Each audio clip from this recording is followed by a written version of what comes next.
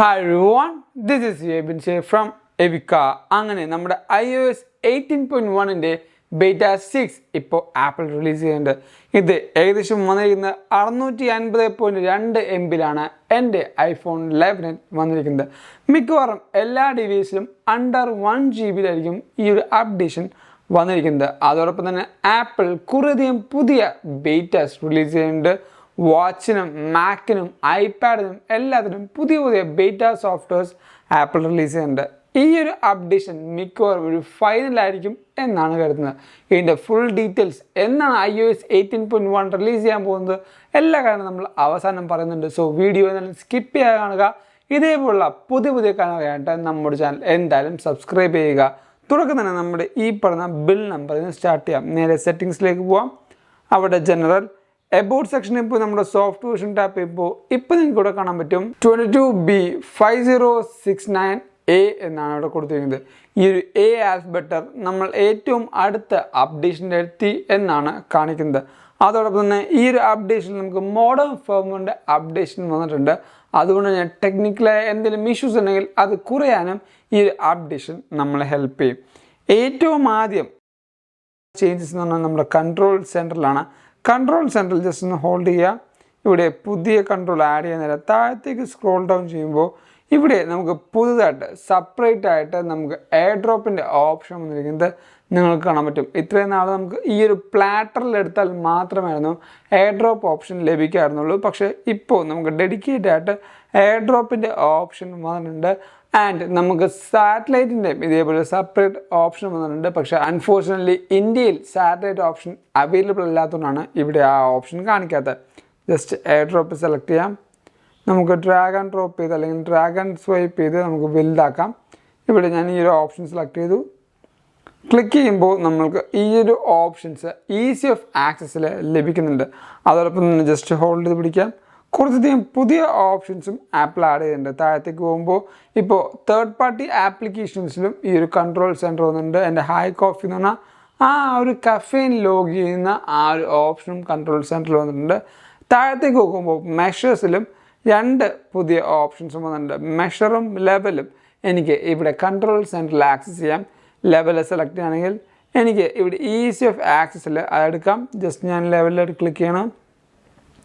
നിങ്ങൾക്ക് നോക്കുമ്പോൾ മനസ്സിലാവും ആ ലെവൽ ഓപ്ഷൻ ഈസി ആയിട്ട് എനിക്ക് എടുക്കാൻ പറ്റുന്നുണ്ട്. ഇതേപോലെ നമ്മുടെ കൺട്രോൾ സെൻറ്ററിൽ ഇനിയും കുറേയധികം പുതിയ പുതിയ ഓപ്ഷൻസ് ട്വീക്ക് ചെയ്യാൻ നമ്മുടെ ഈ പറഞ്ഞ കൺട്രോൾ സെൻറ്റർ അപ്ഗ്രേഡ് ആയിക്കൊണ്ടേയിരിക്കുന്നുണ്ട്.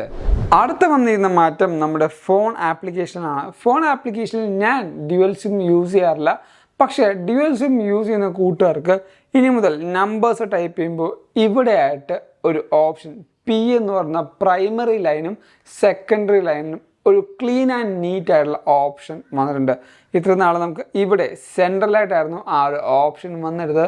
പക്ഷേ ഇനി മുതൽ ഈ ഒരു ടോപ്പ് ലെഫ്റ്റ് സൈഡിൽ ഒരു P എന്ന ചെറിയ ഐക്കൺ കൊടുത്തുകൊണ്ടായിരിക്കും ആ ഒരു primary and secondary SIM switch നമുക്ക് കൊടുക്കാൻ പോകുന്നത്. അതേപോലെ നിങ്ങൾക്ക് ഇവിടെ നോക്കുമ്പോൾ മനസ്സിലാവും നമ്മുടെ നോട്ടിഫിക്കേഷൻ ആപ്പിലും ചെറിയൊരു മാറ്റം വന്നിട്ടുണ്ട്. നോട്ടിഫിക്കേഷൻ കൺട്രോളിൽ ഓരോ സെഷനിലും ഇപ്പം മൾട്ടിപ്പിൾ ആയിട്ടുള്ള മെസ്സേജ് വന്നിട്ടുണ്ടെങ്കിൽ ഇവിടെ ചെറിയൊരു ടോഗിൾ കൊടുത്തിട്ടുണ്ട്. 6, 3, 10 എന്നിങ്ങനെ പേരിൽ ഓരോ ആപ്ലിക്കേഷനിൽ സിംഗിൾ നോട്ടിഫിക്കേഷൻ മാത്രമാണ് വന്നിരിക്കുന്നതെങ്കിൽ ആ നോട്ടിഫിക്കേഷൻ മാത്രം പ്രോമിനൻ്റ് ആയിട്ട് വരും.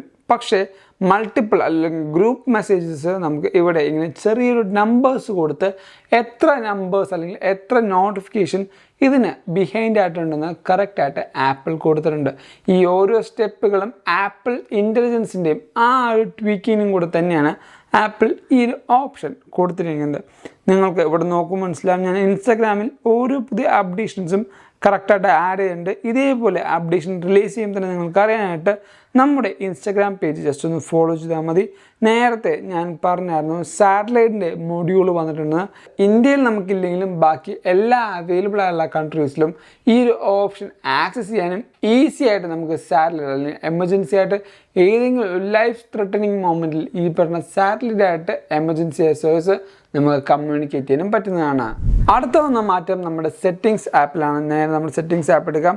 സെർച്ച് ഓപ്ഷൻ സെലക്ട് ചെയ്യുമ്പോൾ ഇവിടെ സജഷൻസ് നിങ്ങൾക്ക് വന്നിട്ടുണ്ട്. ഈ ഒരു സജഷൻസിൽ ഇനി പുതുതായിട്ട് ഹൗ ടു ടേൺ ഓഫ് ഇപ്പോൾ ബ്ലൂടൂത്ത് ഞാൻ ടൈപ്പ് ചെയ്തിട്ടുണ്ട്. പക്ഷേ ഇവിടെ നിങ്ങൾക്ക് ഒരു ഓപ്ഷൻസും കാണിക്കുന്നില്ല. നമ്മുടെ ആപ്പിൾ ഇൻ്റലിജൻസ് ഉള്ള ഡിവൈസുകൾക്ക് പുതിയ ഒരു പ്രോംപ്റ്റ് ഇവിടെ കൊടുക്കുന്നുണ്ട്. എങ്ങനെയാണ് ഓരോ ചെറിയ സെറ്റിങ്സ് പോലും ടേൺ ഓൺ ചെയ്യേണ്ടത്, ടേൺ ഓഫ് ചെയ്യേണ്ടതെന്ന എല്ലാ ഡീറ്റെയിൽസും ഒരു സ്റ്റെപ്പ് ബൈ സ്റ്റെപ്പ് ഗൈഡായിട്ട് ആപ്പിൾ സെറ്റിങ്സ് ആപ്പിൽ കൊടുത്തിട്ടുണ്ട്. സോ ഈ പറയുന്ന ആപ്പിൾ ഇൻ്റലിജൻസ് ഉള്ള എല്ലാ ഡിവൈസിലും ആ ഒരു സ്റ്റെപ്പ് ബൈ സ്റ്റെപ്പ് ആയിട്ടുള്ള ഗൈഡ് എല്ലാം ഇനി മുതൽ ലഭിക്കുന്നതാണ്. ആൻഡ് നമ്മുടെ അടുത്ത മാറ്റം സ്ലീപ്പ് ആപ്നിയയിലാണ്. ഇനി മുതൽ നമ്മുടെ iOS 18.1ലും അതേപോലെ ന്യൂവസ്റ്റ് വേർഷൻ ഓഫ് ആപ്പിൾ വാച്ചിലും ഈ പറയുന്ന സ്ലീപ്പ് ആപ്നിയ നിങ്ങൾക്ക് ഡിറ്റക്ട് ചെയ്യാം. നേരെ താഴത്തേക്ക് പോകുമ്പോൾ ഇവിടെ കുറച്ചധികം ഓപ്ഷൻസ് ഉണ്ട്. Sleep apnea notification, what is sleep apnea, why sleep is so important എന്ന് കുറച്ച് ജേർണൽസ് കൊടുത്തിട്ടുണ്ട്. നിങ്ങൾക്ക് ഇവിടെ സ്ക്രോൾ ഡൗൺ ചെയ്യുമ്പോൾ പുതിയ സ്ലീപ്പ് ആപ്നിയ ടേൺ ഓൺ ചെയ്യാനുള്ള ഓപ്ഷൻ ആപ്പിൾ കൊടുത്തിട്ടുണ്ട്. ഇത് നമ്മുടെ ആപ്പിൾ വാച്ചും അതേപോലെ iOSും പുതിയ വേർഷനും അതേപോലെ പുതിയ സീരീസും ആണെങ്കിലും മാത്രമായിരിക്കും കാണിക്കുന്നത്. ആ ഒരു കാര്യം നിങ്ങൾ എന്തായാലും ശ്രദ്ധിക്കുക. അടുത്തതായിട്ട് വന്നിരിക്കുന്നത് ഒരു ബഗ്ഗാണ്. നമ്മുടെ ഈ ഒരു ഇമോജി സെഷൻസിൽ കുറേ പേർക്ക് ഒരു ബഗ് വരുന്നുണ്ട്. ഇപ്പോൾ എൻ്റെ ഈ ഒരു ഇമോജി സെഷൻ നോക്കുമ്പോൾ മനസ്സിലാവും, എനിക്ക് എല്ലാ ഇമോജീസും ഇവിടെ കറക്റ്റായിട്ട് ആക്സസ് ചെയ്യാം. പക്ഷേ കുറേ കൂട്ടർക്ക് ഈ ഒരു ഇമോജി സെഷൻ നോക്കുമ്പോൾ ബ്ലാങ്ക് ആയിട്ടാണ് കാണുന്നത്. ഈ ഒരു തേർഡ് റോ അല്ലെങ്കിൽ ഫസ്റ്റ് റോ ഒക്കെ കുറേയധികം ബ്ലാങ്ക് ഓപ്ഷൻസ് കാണിക്കുന്നുണ്ട്. പക്ഷേ അവിടെ ക്ലിക്ക് ചെയ്യുമ്പോൾ ആ ഒരു ഇമോജി ആക്സസ് ചെയ്യാൻ പറ്റുന്നുണ്ട്. ഇങ്ങനൊരു ഇമോജി ബഗ് ഇപ്പോൾ കുറേ കൂട്ടുകാർ റിപ്പോർട്ട് ചെയ്യുന്നുണ്ട്. നിങ്ങൾക്ക് ഇതേപോലെ എന്തെങ്കിലും ഒരു ബഗ് ഉണ്ടെങ്കിൽ നമ്മുടെ വീഡിയോയുടെ തൊട്ട് താഴത്ത് കമൻറ്റ് ചെയ്യേണ്ടതാണ്. ഈ ഒരു ബഗ്ഗിൻ്റെ കാര്യം പറയുമ്പോൾ തന്നെയാണ് ആപ്പിളിൽ ഫീഡ്ബാക്ക് ആപ്പിൽ കുറച്ചധികം റിലീസ് നോട്ട് ആപ്പിൾ കൊടുത്തിട്ടുണ്ട്. നേരെ ആപ്പ് എടുക്കാം. ഫീഡ്ബാക്ക് ആപ്പിൽ നമുക്ക് iOS 18.6ൻ്റെ അല്ലെങ്കിൽ 18.1ൻ്റെ ബീറ്റ 6 റിലീസ് നോട്ട് നോക്കാം. ഇവിടെ കുറച്ചധികം നോൺ ഇഷ്യൂസും റിസോൾവ് ഇഷ്യൂസും അതേപോലെ ന്യൂ ഫീച്ചേഴ്സും ആപ്പിൾ കൊടുത്തിട്ടുണ്ട്. നിങ്ങൾക്ക് നോക്കുമ്പോൾ മനസ്സിലാവും കുറേയധികം കാര്യങ്ങൾ ഇവിടെ കറക്റ്റായിട്ട് ആപ്പിൾ ആഡ് ചെയ്തിട്ടുണ്ട്.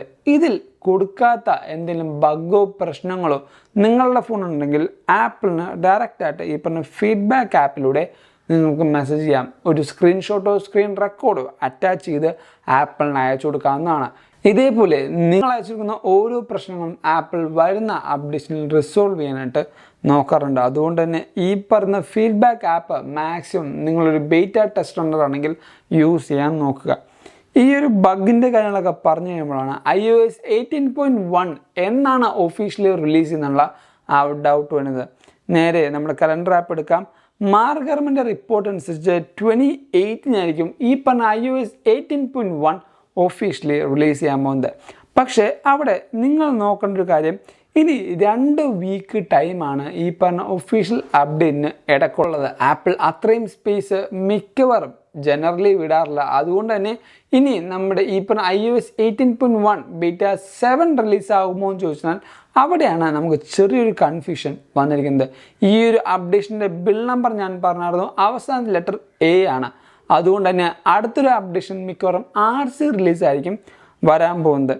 നിങ്ങൾ ഈ ഒരു കലണ്ടർ ഡേറ്റ്സ് നോക്കുമ്പോൾ ഈ ഒരു October 14th കൊളംബസ് ഡേ ആണ് കാണാൻ പറ്റും. അതുകൊണ്ട് തന്നെ ആപ്പിൾ എംപ്ലോയീസിന് ലീവ് ആയതുകൊണ്ട് എൻ്റെ പ്രഡിക്ഷൻ അനുസരിച്ച് നെക്സ്റ്റ് വീക്ക് ആപ്പിൾ മിക്കവാറും സ്കിപ്പ് ചെയ്യും. അതിനുശേഷം 3rd വീക്ക് 21 അല്ലെങ്കിൽ 22-നായിരിക്കും iOS 18.1ൻ്റെ RC റിലീസ് ചെയ്യാൻ പോകുന്നത്. അതിനുശേഷം 28-ന് മാർക്ക് ഗർമൻ പറയുന്ന പോലെ തന്നെ iOS 18.1 ഒഫീഷ്യലി റിലീസ് ചെയ്യും.